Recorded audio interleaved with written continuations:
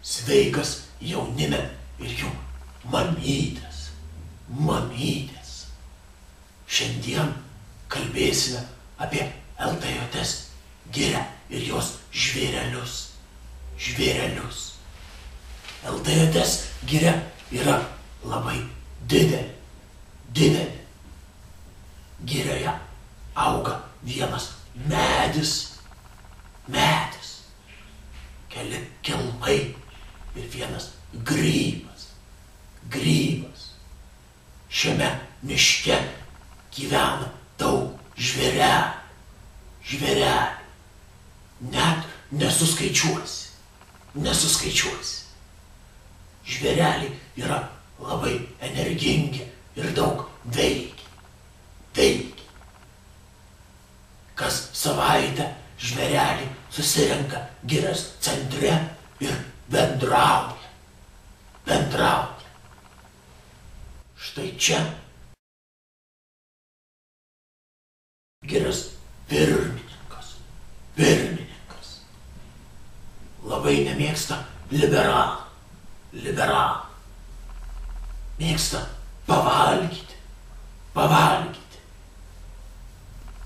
Girios pirmininkas reguliariai keičia kailiuką.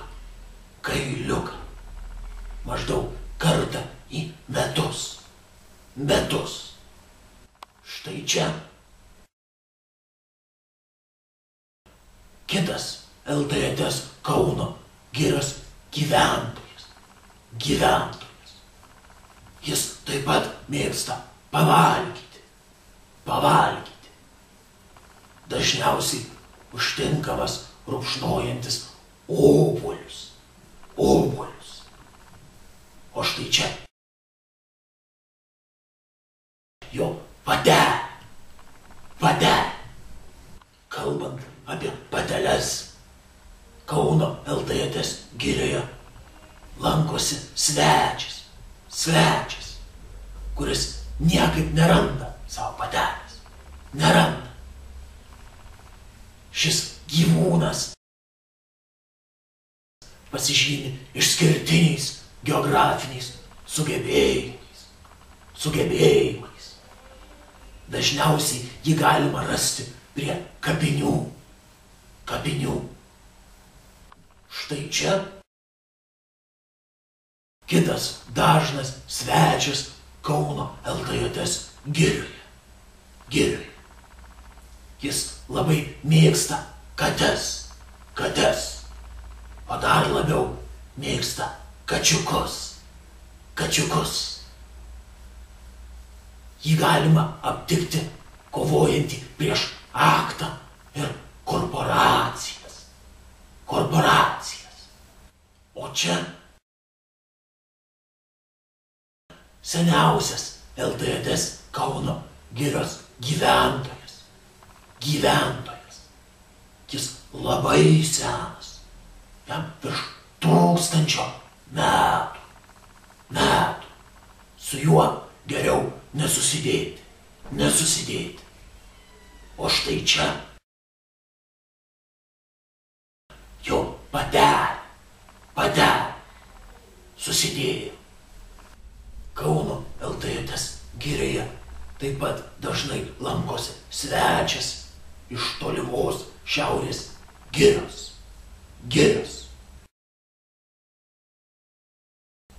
Šis svečias labai mėgsta vairuoti.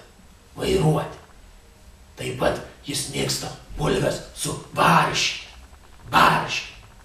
ir pomidorų padažu. O štai čia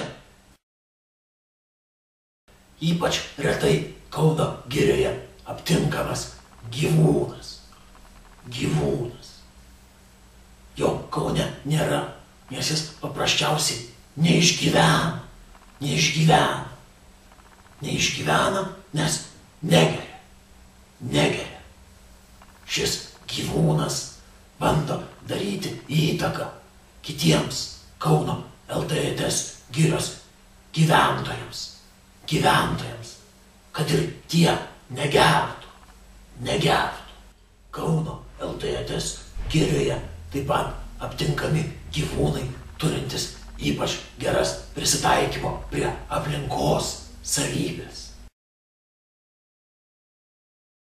Štai čia jie natūralioje savo aplinkoje. Jeigu nežinotum, kad jie ten, tai net nepastebėtų. Verta paminėti, kad vienas iš tų gyvūnų turi 5 kojas. Taip pat Kauno LTTS girioje gyvena gyvūnai su kamufliažiniu kailiuku.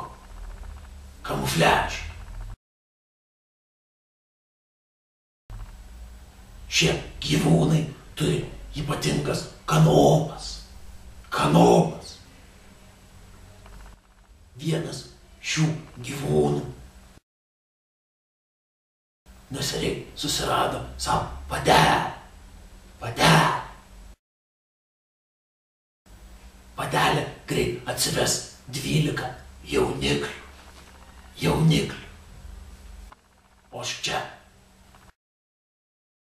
kamufliažinio patino buvusios patelės. Taip pat Kauno LTTS girioje gyvena paukštelis.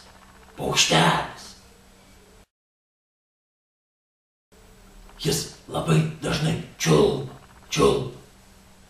ir vis žada kitus išmokyti čiulbėti. Vis žada. Taip pat šis paukštelis vis primena nesusidėti. Dar LTTS girioje gyvena ne tik gyvūnai, bet ir mitinė būtybė.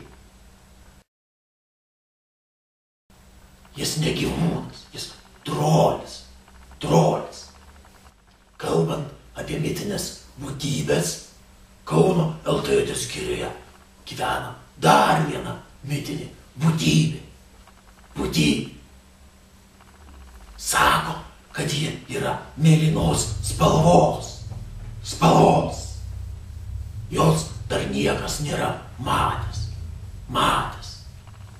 Apie ją yra tik tai girdėjai. Sako, kad sutikus tą būtybę reikia ją aukštai iškelti. Niekas nežino, kodėl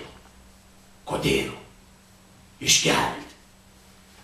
Taigi, mūsų laideliai skirtas laikas kaip ir baigėsi. Susitiksime kitos laidelės metu. Iki pasimatymo, mielas jaunime ir jų mamytės.